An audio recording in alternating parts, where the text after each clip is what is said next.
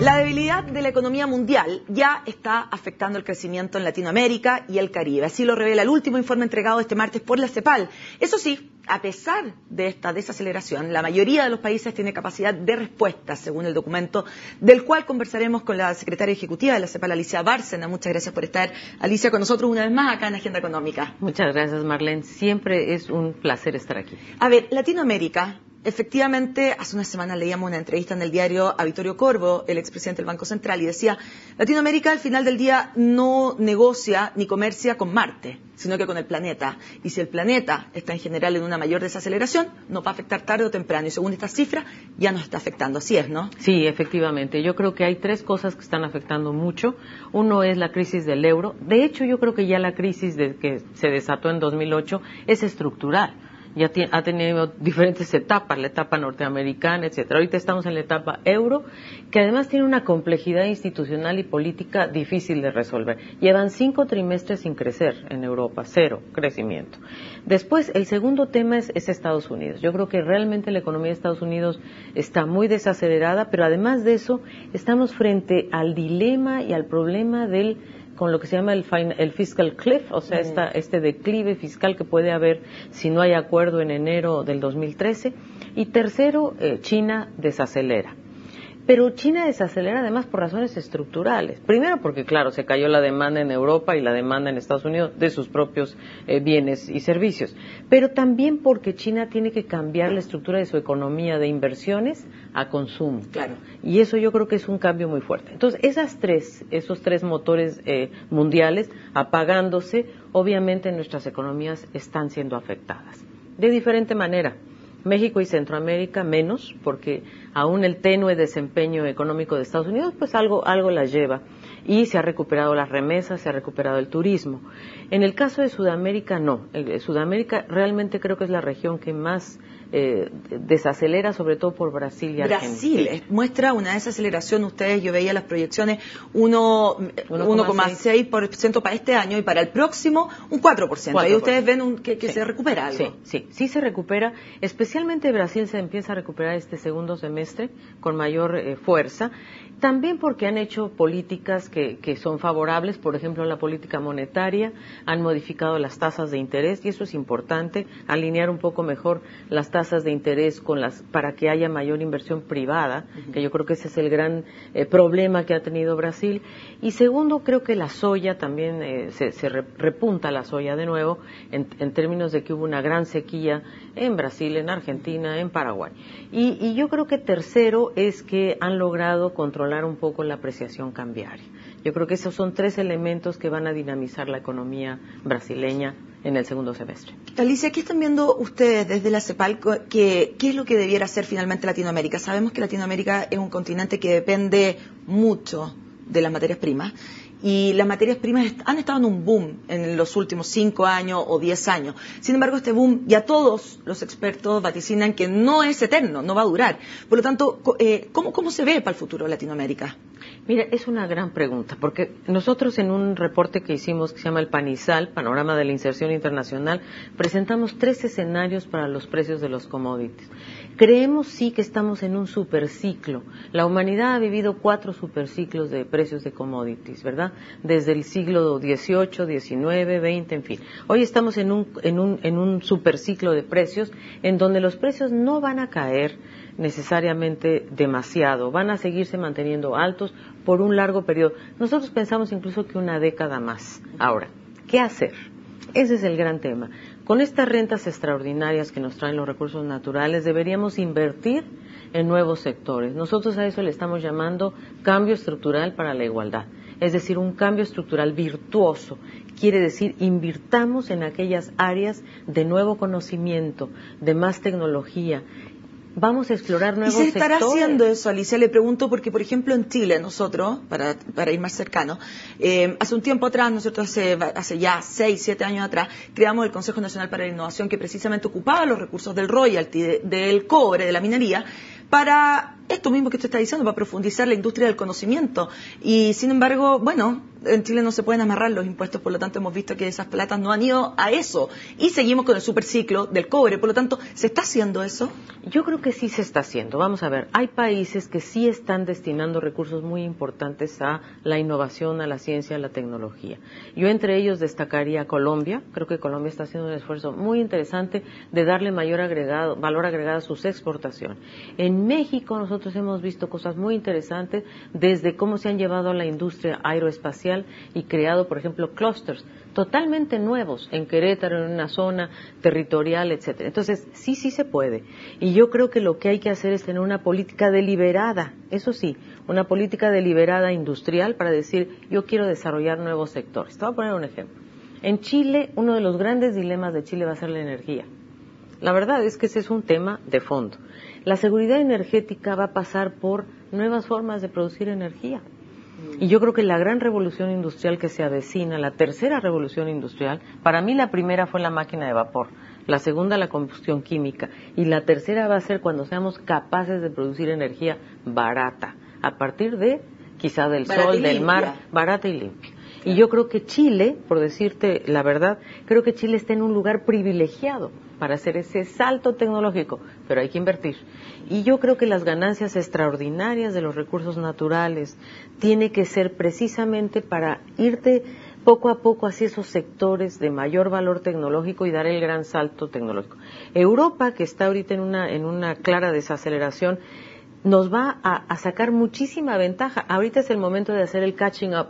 Eso es lo que nosotros pensamos. Pero en Chile, ya que usted está hablando del tema energético en Chile y todo, se dice mucho que más allá de la inversión que se quiere hacer en Chile en los temas energéticos, son finalmente los problemas institucionales los que están haciendo que no se concreten efectivamente las inversiones. ¿Cómo ve usted Chile desde el punto de vista institucional? Porque en ese sentido se sale un poco Latinoamérica, ya que estamos un poquito más adelante en términos de desarrollo. Por lo tanto, nuestras instituciones al parecer no van acorde a ese desarrollo. ¿Cómo lo ve usted? Yo creo que hay que buscar ese equilibrio entre la institucionalidad para producir energía, la institucionalidad socioambiental, que creo que a veces ahí es donde está, digamos, los grandes dilemas. ¿Qué hago? ¿Produzco energía causo un conflicto o no? Yo creo que es posible congeniar las dos cosas, eso sí, con innovación tecnológica. No va a ser como lo hacíamos antes, va a tener que ser con un salto tecnológico en donde sepamos usar la nanotecnología, la tecnología de la información, la banda ancha. Por ejemplo, para mí, una de las grandes revoluciones que está ocurriendo hoy por hoy es el acceso a la banda ancha. Nosotros en América Latina pagamos $35 por cada mega de Internet que usamos. Europa paga 5, Corea 5 centavos. Entonces, quiere decir que hay mucho espacio en América Latina para innovar. Chile es uno de los países más avanzados en banda ancha. Eso sí, creo que es digno de reconocer que este país le ha metido mucho esfuerzo, mucha innovación, mucha inversión al tema de banda ancha y de los nodos de conexión de Internet. Aquí hay competencia en ese sentido, ¿no? Claro. En este informe, Estudio Económico de América Latina y el Caribe, que está disponible en la página de la CEPAL, ¿no es cierto? Ustedes se hacen cargo de la interconexión económica que hay en el mundo, porque de hecho dicen que la debilidad de las economías desarrolladas es la que está haciendo que Latinoamérica no crezca al ritmo que estaba creciendo. Si hay tanta interconexión en los negocios, ¿cómo ve usted que sucedan cosas como, por ejemplo, lo que está pasando ahora en el litio en Chile, a la mirada internacional, lo que ocurrió con Barrancones, con Castilla, etcétera, todos estos temas de grandes inversiones que están siendo paradas en Chile para el mundo, cómo se ve desde afuera y en esta interconexión económica de la cual ustedes mismos hablan? Bueno, yo creo que se ve desde varios puntos de vista. Primero, hay que decir que en Chile hay un Estado de Derecho muy respetable y muy legítimo. Yo creo que eso no tiene ninguna discusión. El hecho de que se cancele una concesión porque había irregularidades, eso francamente yo creo que es una buena noticia porque hay otros países donde eso no sucede. Entonces aquí quiere decir que aquí hay procedimientos, que se siguen procedimientos legales, que hay comisiones y esas comisiones lo que deciden se respeta. Yo creo que eso francamente es una muy buena noticia. Y el inversionista externo eso es lo que ve, que exista estabilidad jurídica en un país, etcétera. Ahora, donde sí creo que hay un tema pendiente es en lo ambiental. Creo que las dos cosas tienen que avanzar al mismo ritmo. No se vale dejarle a la agenda ambiental que sea la que decida dónde van o dónde no van las inversiones. Es una decisión estratégica de país que debe ser incluso consultada, pactada, y una vez que se decide vamos a hacer aquí un proyecto, bueno, la sociedad toda se tiene que sumar a ello y obviamente buscar las mejores formas de hacerlo sin causar daños irreversibles. Yo creo que eso es posible. Chile tiene todos los elementos para poderlo hacer. Tiene seguridad jurídica, tiene acceso al crédito, Chile, que es uno de los pocos países con un acceso al financiamiento, ¿verdad? Y no tan caro. Y no caro, por supuesto. Y además tiene, yo creo que una base empresarial importante para dar el salto. Yo creo que eso sí es muy importante. Sin embargo, hay problemas también pendientes en Chile, como el tema de la desigualdad, ¿no es cierto?, y la distribución de la riqueza. Ahí también está el tema de la encuesta CACEN, de la cual estuvo también, bueno, la CEPAL involucrada. Después de todo este tiempo, pero esto ya sucedió, salió a la luz pública, lo habló The Economist, salió afuera, salió adentro. ¿Cuál es su reflexión al respecto sobre el rol de la CEPAL y también del gobierno, cómo tomaron estas cifras entregadas por ustedes? Mira, es una pregunta muy importante y te agradezco que me la hagas a un tiempo ya después de la reflexión o después de los hechos, ¿verdad? Primero, yo creo que nosotros hemos trabajado con el gobierno por más de 22 años en acompañar al gobierno en este proceso. Con el Estado, finalmente, de Chile. No, y sobre todo actuando muy en conjunto para la encuesta CACEN y para la medición de la pobreza. Lo importante es que la gente comprenda que la CEPAL no es responsable de la encuesta CACEN. La encuesta nosotros ni siquiera no la diseñamos, no la aplicamos, no somos los encargados de ir a tomar las muestras, de nada de eso. A nosotros nos dan una base de datos que nosotros tratamos de hacerla comparable con las encuestas anteriores, agregamos los datos de ingreso, ajustamos a cuentas nacionales y devolvemos esa base de datos ajustada con los ingresos. Sobre todo nosotros lo que valoramos es la no respuesta. Muy bien.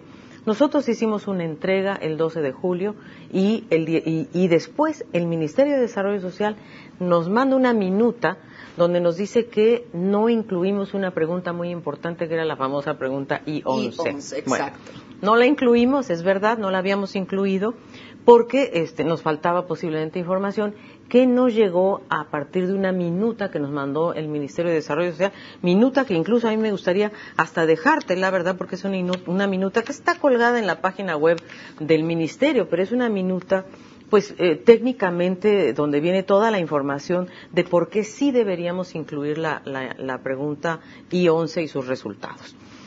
Se basa, por cierto, en un pretest. Nosotros no sabemos si el pretest se hizo o no se hizo, nosotros confiamos en lo que el gobierno nos dice y hacemos la evaluación nuevamente, entregamos una segunda base de datos el 17 de julio. Ahí, en ese entonces, la diferencia entre la base de datos del 12 y del 17 es que al 12 la pobreza se podía estimar en un 15%. Y el 17, incluyendo esta pregunta, entraríamos a considerar un 14.4. De todas maneras, nosotros le hicimos saber al gobierno que esta diferencia no era significativa estadísticamente. Ahora, la forma como se informa, se difunde, tal, eso ya no es responsabilidad nuestra. Nosotros cumplimos con decirle al gobierno, mira, ahí está base de datos, incorporamos la pregunta que ustedes nos dicen, porque obviamente si existe el pretest y está toda esta información que ustedes nos han informado, pues asumimos que es así y vamos adelante. Y esto sí es posible porque mejora la captura de datos. ¿Seguirán colaborando con el gobierno? Mira, yo creo que estamos evaluándolo por dos razones. Una, porque ya desde el 2009 las estimaciones del gobierno y las nuestras son distintas. Nosotros siempre hemos visto que la pobreza baja en Chile, inclusive en el 2009 nosotros consideramos que la pobreza bajó y el gobierno decidió no considerar de forma diferenciada los precios de los alimentos en la línea de pobreza. Nosotros sí, porque hubo una diferencia de precios muy importante entre el 2006 y el 2009, realmente muy estimable y muy digna de ser considerada. Y el gobierno decidió no cambiar esa medición, esa cifra, y nosotros sí consideramos que eso era fundamental, porque realmente, fíjate tú la diferencia, yo creo que es muy importante que el público sepa que esa diferencia fue enorme en materia de cómo medimos la línea de pobreza de la pobreza extrema. Fue un cambio prácticamente en el caso de los precios. Fíjate que el precio de los alimentos entre 2006 y 2009 creció 32.4% contra 6.4 del resto de los precios. Entonces nosotros sí incorporamos esa diferencia y por lo tanto, desde nuestro punto de vista, la pobreza bajó y la indigencia subió. Perfecto. ¿Verdad? Entonces, y eso ahora, fue lo que no quisieron, en el fondo, incorporar, para hacerla probablemente comparable. Pasada. Y ahora nos pasa, digamos que estamos más alineados. Nosotros consideramos que la I-11 es válida en términos del pretext. Pero usted está diciendo, usted me dijo que en el último tiempo estaban evaluando porque estaban muy diferentes las cifras entre el gobierno, ya sea el 2009 o ahora, y las estimaciones de ustedes. ¿Cree por lo tanto que eventualmente en Chile es una diferencia de interpretación de cifras o cree usted que de alguna manera se están manejando las cifras? No. Nosotros definitivamente creemos que hay una diferencia de interpretación en las cifras, sin lugar a dudas, y por cierto estamos muy conscientes de que esto que hacemos para Chile no lo hacemos para el resto de los países de la región. Este es el único país donde realmente nosotros tenemos responsabilidad de una parte del proceso que es en donde nos entregan la base de datos y nosotros hacemos todos estos ajustes. Este es el único país donde lo hacemos y por eso creemos que ahora tenemos que evaluar esto para ver si mejor le proporcionamos asistencia técnica, como lo hacemos con otros países, sugerimos las mejores prácticas, la metodología, por ejemplo, en otros países son los institutos de estadísticas los que hacen este tipo de trabajo y nosotros simplemente tomamos esa información y lo hacemos comparable. Es decir, creo que nosotros estamos en un momento en el cual sí tenemos que evaluar si continuamos de la misma forma que siempre o no. Muy bien, Alicia. Y por una razón, Marlene, que yo quisiera comentarte, y es que, mira, para nosotros la legitimidad de la CEPAL en materia estadística es un bien público muy importante para toda la región. Esa parte sí que no la puedo poner en riesgo de ninguna manera, y eso es lo que a mí me toca cautelar que lo que estamos haciendo es lo correcto, que lo que el gobierno nos informa es lo correcto, y eso es lo que estamos cautelando en este momento. Muy bien, Alicia, muchas gracias por esta conversación y bueno, quedan todos invitados entonces en la página de la CEPAL por favor, a ver este estudio económico de América Latina y el Caribe, el último informe que elaboró la CEPAL. Muchas gracias. Gracias a ti, Marlene, un gusto. Con esta entrevista entonces terminamos este nuevo día en Agenda Económica. Como siempre, los invito a seguir junto a CNN Chile.